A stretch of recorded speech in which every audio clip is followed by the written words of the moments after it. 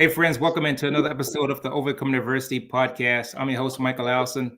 Before we get started, make sure you like and subscribe to the channel. Today's guest is Bradlee Skinner. He's an educational thought leader, entertainer, former administrator, author, playwright, and a prospective speaker. So if you're out there listening, he could be your next potential speaker. Hey, Bradlee, welcome into the show, brother. Thanks so much for having me. It's a pleasure to be here. Man, it's an absolute pleasure to have you here, man. From reading your story and seeing some of the things that you've been through in your life, man, you are a true testament of overcoming adversity. So it's an honor to have you here to come and share your story, where I know that you can make an impact to our listeners, man. So thank you, brother. My pleasure. It's an honor. Absolutely, man. Let's dive into it, man. You've accomplished a good bit in your life, and you've been through some things, man. Can you tell us a little bit about what inspires you to even pursue the career into education and becoming even an educational thought leader? I know where you could take this when it comes to kids and other reasons, man. But can you tell us your own personal story, brother? So for me, it really started out with theater. Acting is when I got into high school. I was very, very introverted, very nervous, shy. Kind of wanted to just stay away from everybody and everything. And I had a teacher that was a theater director that said, hey, you should really come and try my class. And from there, then it was, you should really audition for one of our plays. And I did it simply because my older brother was in theater. So I said, yeah, you know what, you've been really nice to him. So sure, I'll give it a shot. And started to learn that, hey, I was actually kind of good at this. And it allowed me to share my voice in a way that I didn't know that I could. And where normally I was so shy and reserved, when I was on stage, I could be somebody else. I could perform as someone else. I didn't have to use my own words. I was using someone's word on a script. And that just gave me a lot of confidence that I didn't really have in myself, but that character could. And so I could just kind of play that part. And that teacher just really kept fostering that and really showed me that there was more to life. And those skills from theater, whether you never did theater again after high school, those skills would still benefit you. Public speaking, communicating, teamwork, all those things I could still use in any career path that I chose. But I ended up still just picking theater and education as a career that I wanted to be involved in. When I saw how much joy that it brought me, and I knew I could help others hopefully find that same love and joy for the stage as well. Man, I love that, man. As you're telling me that, I was seeing myself in regards to starting this podcast, writing my book, and those different things that I thought was challenging being an introvert, if believe it or not, and how I was able to express myself on these different platforms. What I want to follow up on that question, though, is how impactful was it to have someone at such a young age, when I think about kids, to empower you and inspire you to go on and do some things like that at such a young age? I think it's essential.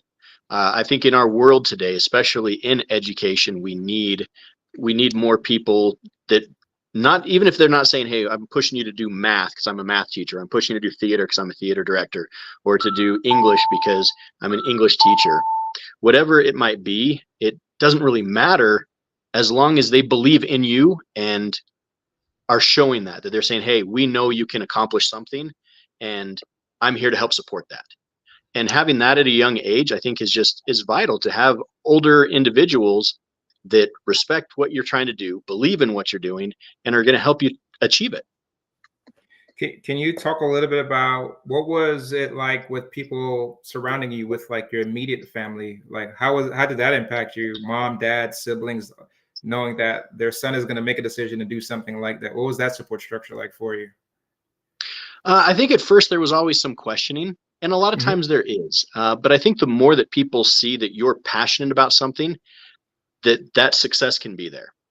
I'd much rather see any of my students. I hope that they find something they're passionate in that they want to pursue as a career. I'd much rather see that than someone just saying, hey, I'm going to go chase the money, or I'm going to go after this career because I may not like it, but there's money there and my parents want me to do it. I just want to see them do something that they're passionate about, and then that success will come. Because if they love what they're doing and they enjoy it, they're going to be better at it. They're going to put more effort and energy into it, and they're simply going to be better. And hopefully in the long run, they're also happier with what they're doing, rather than ever feeling regretful for the choices that they made. I love And so go ahead, go ahead. yeah, with my family, I think at first when I said, "Hey, I'm going to go into education," it was, "Are you sure?" Uh, and but then when they saw how passionate I was about it and that I loved it and it brought me a lot of joy as well as success, then it was really easy, and they've been incredibly loving, caring, and supporting ever since. Can you share a like pivotal moment in your journey from administrator to entertainer and to our author while you was on this journey, man? Oh, absolutely, and that came from an administrator that told me that these are some things that I should do. Hmm. Because I, again, when I'm on stage performing, whether it was acting, entertaining, even in any form that I've done as a performer, it was usually me as somebody else. If I'm dancing, it's because I had a choreographer that gave me the steps. If I'm acting, I had someone else's words. But I had an administrator. He was my principal. His name's Darren Peppard. And Darren said to me, he's like, "You have a story to share and you need to tell it. And it's more important that you tell it rather than letting other people tell your story." And I was like, why would anybody care what I have to say or what I have to offer? I'm just me. And he said, yeah, you are. And everybody is themselves. And more people need to share authentically who they are. And he invited me to present at a conference one summer. And when I did, the reception that I got from that conference was so great. I was like, wow, I guess maybe there is something more here. And just having him believe in me when I didn't really believe in myself made all the difference. Wow. So how do you incorporate humor into your creativity, man? I, I do it every day in my classroom. I think students learn better if they're having fun. So being Mm. engaging and making lessons that are fun and having just a day where you can laugh and learn at the same time, I just think it works so much better. And so I try to do that anytime that I'm speaking or that I'm traveling and sharing my story. There's definitely some pain. There's some heartfelt moments, and there's a lot of hurt that exists there. But you can't be sad and in pain all the time. Sometimes you just have to laugh. And so being able to find those moments of joy and even levity that I can look back and laugh at a lot of the things that have happened, and still just recognize that it's not always a case where things happened to you. In some instances, they happened for you, and it's just simply made life, even though it was challenging, it eventually made things better. If you could expound on that, man, can you share with us like what does a positive school culture look like, and what does that mean to you? And since you've been doing it with so much experience, what has that impact been on any of your students that you could share with our audience, man? For me, having a positive school culture and climate makes a world of difference. And I say that specifically because of the path and the journey that I took, is that I didn't realize just how important that is, how important the relationships that you can foster from an administrator to an educator, from educator to students, to everybody that's involved, being in a place where teachers show up every day because they love to be there, where students want to come to your class because they enjoy learning, where your administrators are part of your team and they're there for you. They support and they uplift and inspire you, and they're not part of some conspiracy to catch you doing things that are wrong. And so I came from an experience where earlier in my teaching career, I just never felt like I found that place. I never had that love and that support system. And I think I was just kind of going through the motions. And I Mhm. think I knew my content and I knew how to teach, but everything else just felt out of line. My life was really struggling. My health started to suffer. My mental health started to suffer physically. I was having a lot of issues. And it eventually led to a point where if I couldn't see value in what I was doing for a career, I started to lose a sense of value in being a person. And slowly, I kept spiraling into a deeper and a darker place until it reached a point where, unless I got professional help, I didn't see a way out. I ended up losing my job. We lost our home. And I almost lost a lot more. Wow. I ended up walking away from teaching. I wanted nothing to do with education again. I was so jaded, and I hated the education system in the way that I felt that it had damaged me. But that's because I didn't see the good and all the positive things that could exist when done right. Mm-hmm. And eventually, I had former students that kept reaching out to me, not only to see if I was doing okay, making sure that I was getting help, but they also were telling me how much they learned from my classes and how much they valued the lessons that I had taught, and that I was still needed in a classroom and I should really consider going back. And so what I said was, if I go back, I'm not just going to go back to any job. I need to find the right one, the right place. And I ended up finding, again, I was with Darren Peppard, that he offered me a position to come and teach at his school, where his school, the main focus was a positive culture and climate, was relationships first. And if you focus on relationships, everything else will just fall into place.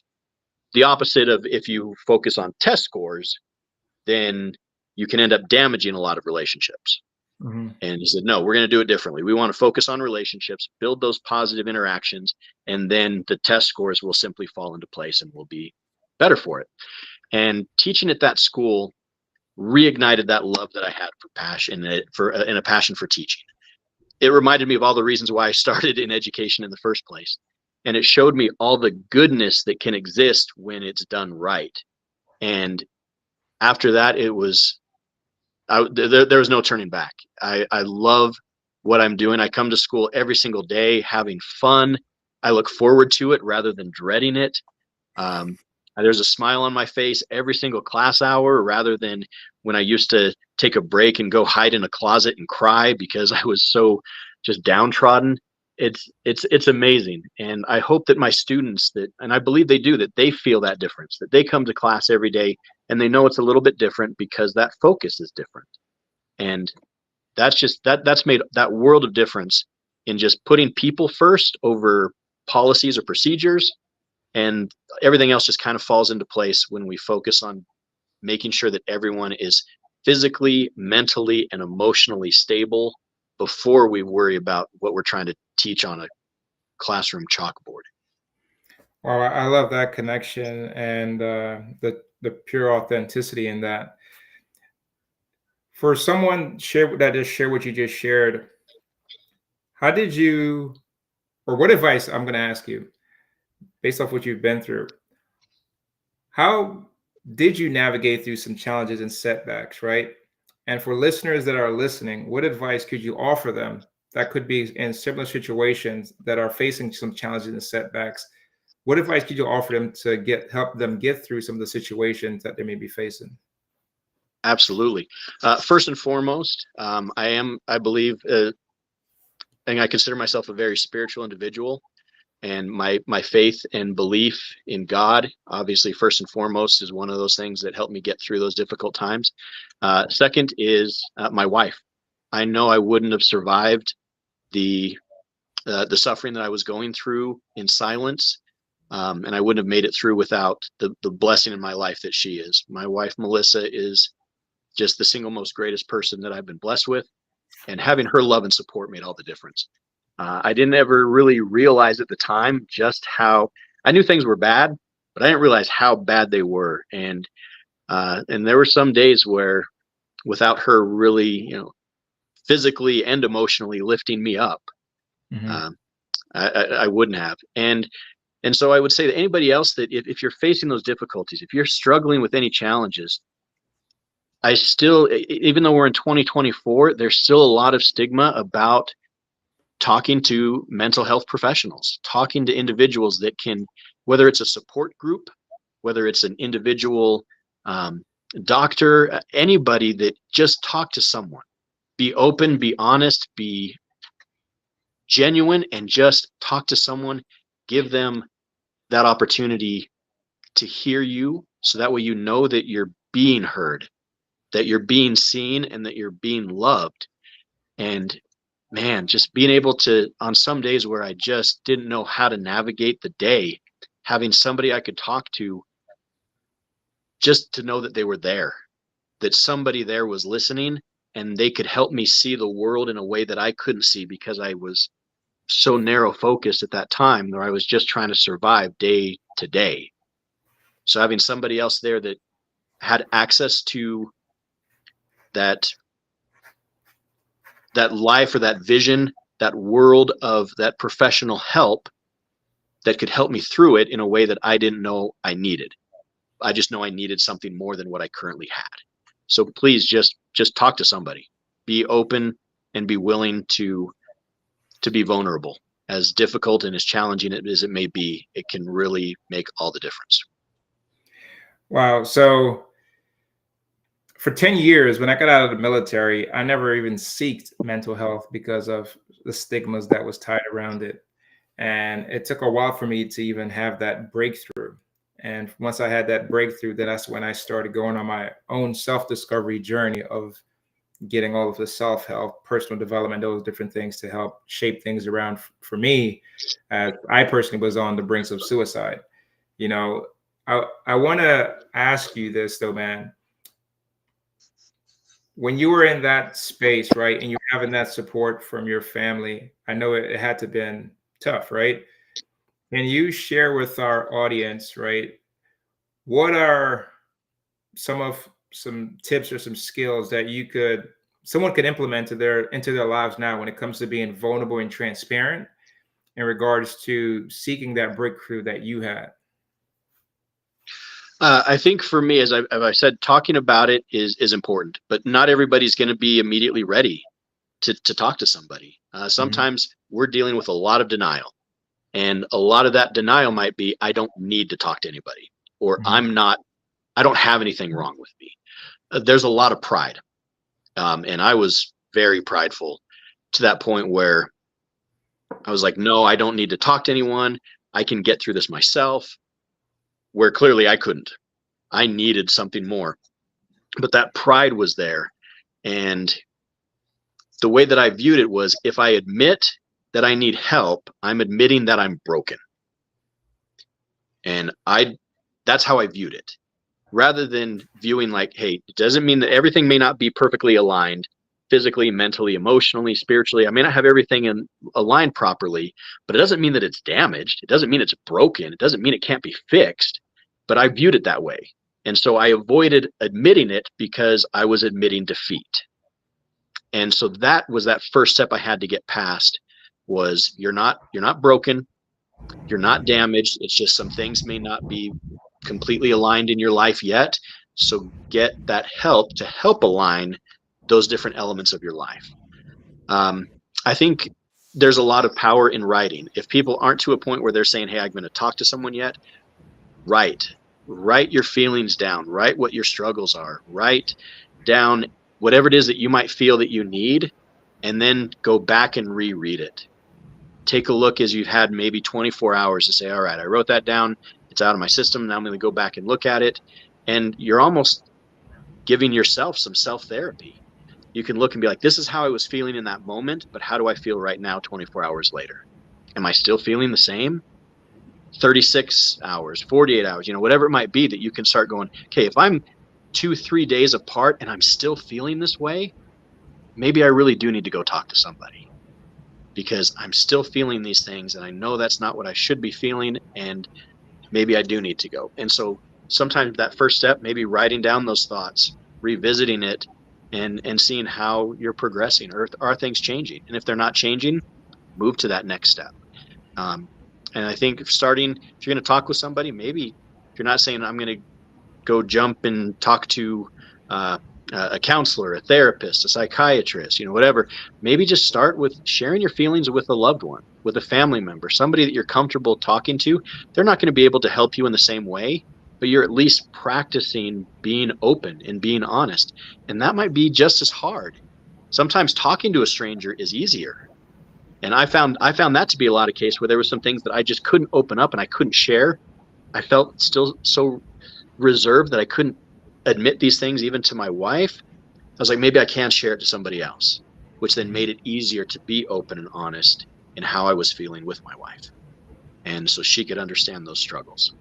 And so then she had the tools to be able to help me through it. And so I think those are definitely some steps that you can take. But most importantly is finding out and figuring out what works for you. If a support group is better and you feel more comfortable there, go there. If it is an individual doctor or clinician, then talk to that person. But you've got to find what works for you, and you won't ever find what works if you don't take that first step. Right. When it comes to being an educational thought leader like yourself, what were some of the most like essential skills that you developed or even learned about yourself being out here as a leader now, and what you're empowering into the people that you're impacting and the people that you're inspiring and the people that you're empowering now, man? Make mistakes.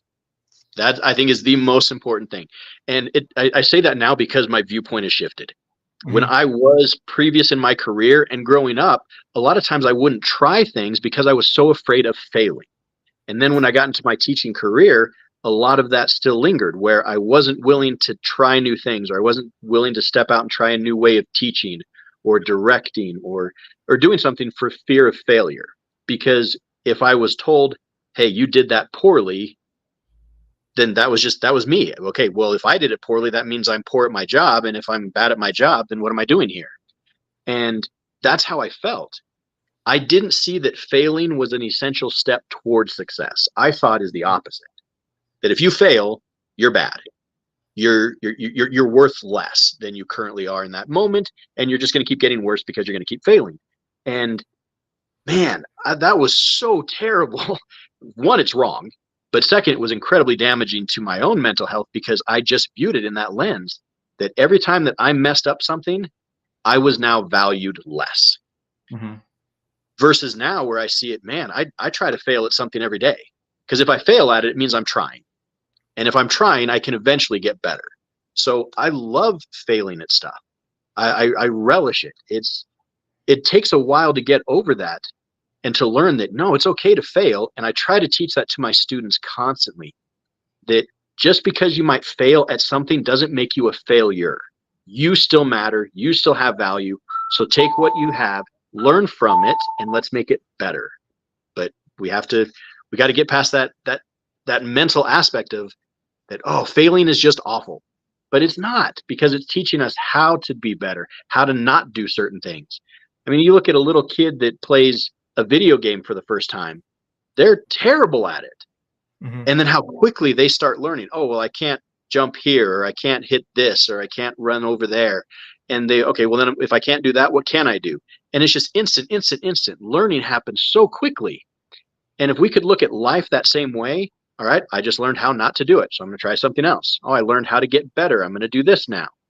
And I think just opening our eyes to the way that the world can be, if we individually do it and can help share that to others, that failing is simply a step towards success. Let's keep building off of it rather than looking at it as such a terrible, awful thing.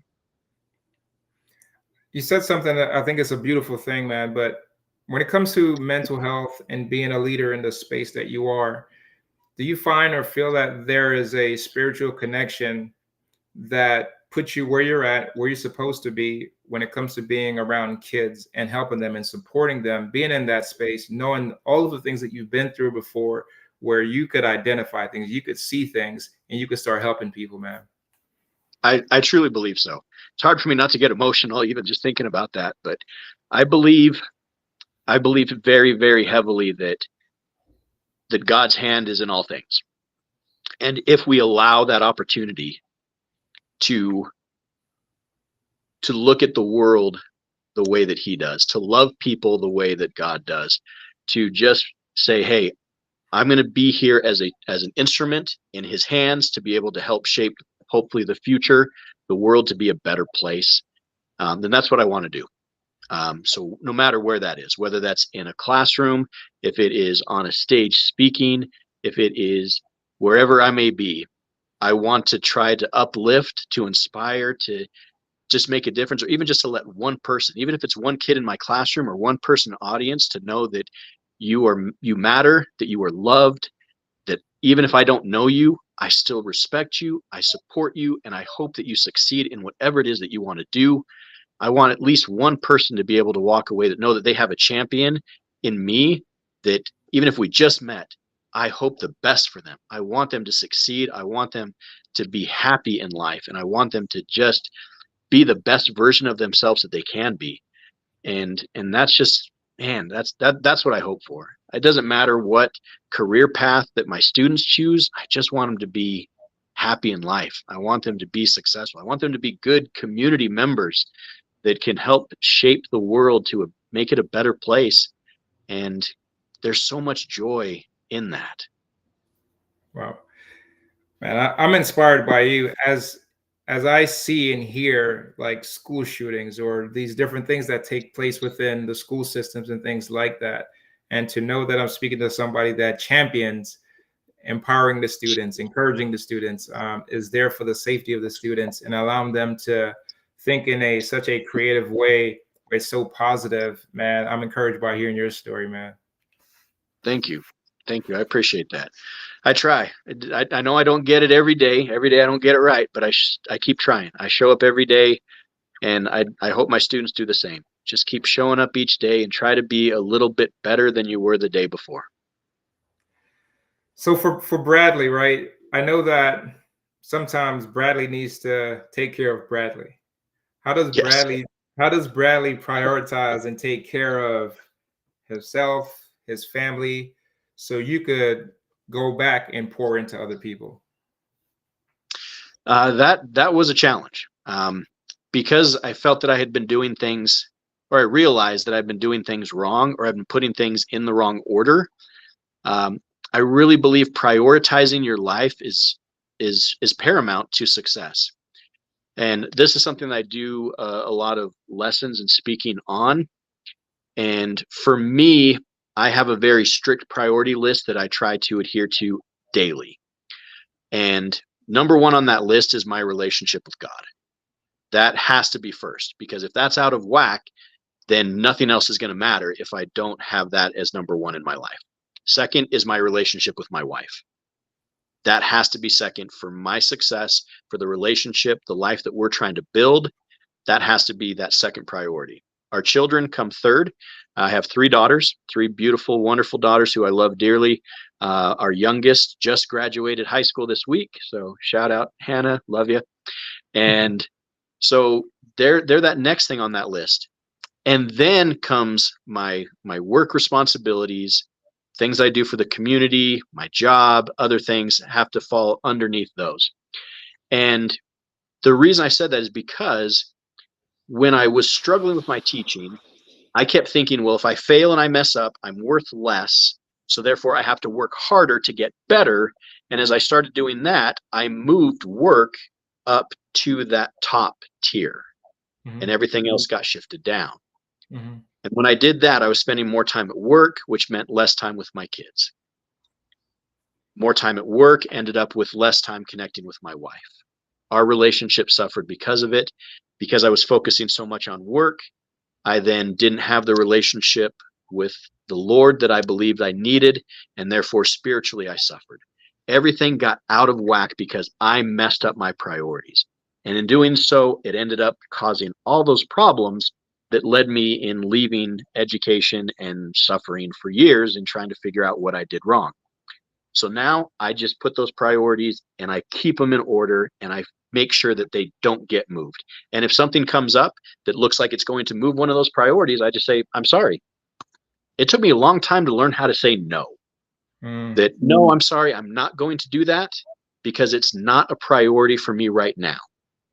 And whether that's, maybe it's an extra assignment with work, or maybe it's a speaking event that's going to take me out of state and would take me away from an event that I was already promised my kids that I was going to do. And sometimes it's tough because that's what I want to be doing. I want to be furthering my career, but sometimes I have to say, I'm sorry, I already have a previous engagement that I need to be at with my kids, and I have to keep that. I'd be happy to reschedule, and we'll find another time that works, but I have to keep those priorities for my physical, mental, emotional, and spiritual health. I have to keep those in order, and it's taken me 48 years to figure that out. but I'm not going to let those get out of order again because I've seen what happens when they do. Absolutely, man. I love that, man. So we talked earlier, and you have something special coming out here the next couple weeks, couple months, if I'm not mistaken. Can you tell us about your writing project, your authoring project, your upcoming book, man? It is. It's something I've been working on for a few years, and I really need to finally get it out there into the hands of people. I've been working on a book called Yelling at Flowers, and it's being published by Code Breakers, and they're a publishing company out of Canada. Great to work with. They've been wonderful in this process. And we're really looking at it a lens through teacher retention.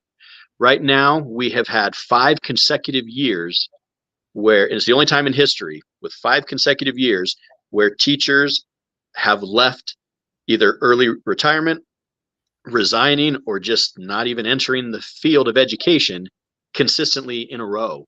And that's just causing more and more students to not have that consistency in the classrooms, to have those teachers that can champion them in what they're doing. And so right now, teachers are struggling, and school districts across the country are struggling in maintaining good quality educators. And so I've been working on this book that really addresses, if we can do things right in schools and in the classrooms, we're going to have more students interested in education. So going into educational programs in college, we will have more teachers staying in the classroom. Right now, we're right around 50% of new teachers are leaving and quitting teaching within the first 5 years. And so we're just losing so many good educators that could make such a difference in these students' lives, but they don't have that chance because they don't have a reason to stay. And if we can just do things a little bit better. And so that's what my book is focusing on, is how in schools we can help support teachers, how we can how we can retain good educators, and just share that love and do things right so they don't feel that they have to leave to find something else. Absolutely, man. I'm looking forward to the release, man. Me too. So before we get ready to wrap up and get out of here, aside from the book, what are some future things that you have coming up that our audience should know about? Well, honestly, one of the funnest things that I do as a speaker, I love going into schools. I love talking to teachers, but also to students, of course. So I do have a special offer that I do every year, and it's only available for the first 5 schools that end up booking with me. Is if you end up booking for me to come and speak at your school, I will stay that night and I will DJ a dance for free for your students. I also perform as a DJ. I do travel the country, and I perform under the stage name of DJ Phony Stark, due to my resemblance of Tony Stark. So yeah, that's one of the things that I do, and students use it as often as a fundraiser for student programs, for groups like FFA or National Honor Society, or even their student council. So it's a great fundraiser for them, and I have a lot of fun doing it. I'm already going to be there. So, hey, look, let's just stay and have a party that night and have some fun. So definitely, please, if you're interested in that, I'd love to come to your school and come help you out. Absolutely, man. I love it, man. Before we wrap up and get out of here, can you share with our audience, from your life experiences and some of the things that you've been through, what are some key takeaways that they could take from your life, from your story, that they could impart into their lives, man? Surround yourself with good people. That's been one of the best blessings in my life, is that if you're surrounded with good people who are determined to see you succeed rather than having people around you that are hoping to see you fail, that made a world of difference. So when I was in the depths of despair, it was a lot of those former students that came back and said, hey, I'm here for you. I had one student that said, hey, I don't know what's going on in your life, but come and work for me. That was a really simple choice right there. I could either be humiliated with the fact that it took a student to reach out and say, hey, come, I can give you a job, or I could be humbled that he cared about me enough to call and to say, hey, come and work for me until you get back on your feet. I also had another student that called and said, hey, our grandma passed away, which I was terribly sorry for their loss. She said, but we're not going to sell their house yet until we figure out what to do with it. So why don't you come and move in so you have a place to live? Wow. the fact that I had students that loved me and cared about me enough to do that, That says a lot about you, showed me, man. yeah, showed that I was doing something right, and that I was surrounded by good people. So Mhm. surround yourself with good people that care about you and are determined to see you succeed, and you will. Absolutely, man. Rick, where can people find you, book you, call you, speak to you? Put all that Uh, out there, man. all social media platforms, Bradlee, that's Bradlee with 2 E's, Bradlee W. Skinner. You can find me on Facebook, Instagram, even TikTok, but just search for Bradlee W. Skinner and you can find me. BradleeWSkinner.com, but I think our website's currently down, so I've got to get that fixed, which is great because it's a former student that's actually my web designer and she's taking care of me, so that's good. Um, and or just simply at you can always email me, Bradlee.Skinner at any of the emails. You'll find me. I'm somewhere. Well, man, it's been a pleasure and an honor to hear your story, to come on and share with our audience, man. Thank you so much, Bradlee. Thank you. My pleasure. It's been wonderful. Absolutely, man. Until next time, guys, God bless. Ain't it all? Couple dollars in my pocket, no it come and go. Been working on my body, getting healthier. Thank God.